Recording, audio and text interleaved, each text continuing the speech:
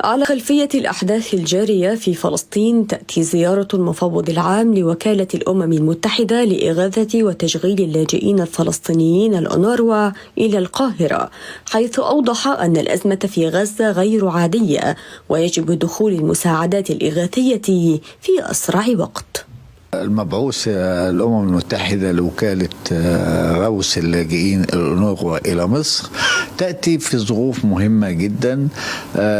أولا أن مصر هي من الدول الداعمة للوكالة منذ إنشائها عام 49، وفي نفس الوقت أن في بعد طوفان الأقصى قدمت مصر أكثر من 70% من المساعدات التي كانت تدخل للوكالة عن طريق رفح.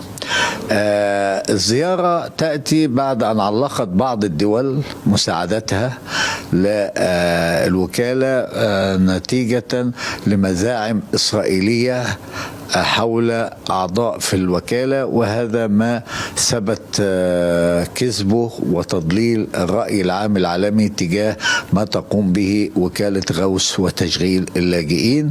أكد المفوض العام للأونروا خلال زيارته أنه تم تدمير العديد من المنشآت التابعة للوكالة وقتل 40 شخصا، وأضاف أن المجاعة المتواجدة في قطاع غزة الآن لم تحدث من قبل.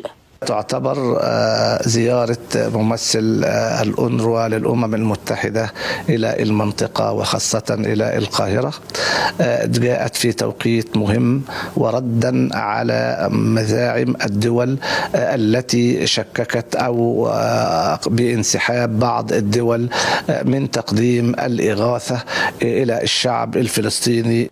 على صعيد آخر، أكد وزير الخارجية المصري سامح شكري أن مصر ستنسق مع وكالة الأونروا لتقديم المساعدات الإغاثية لقطاع غزة، بالإضافة إلى تأكيده على ضرورة وقف إطلاق النار. مريم سعيد، اليوم، القاهرة.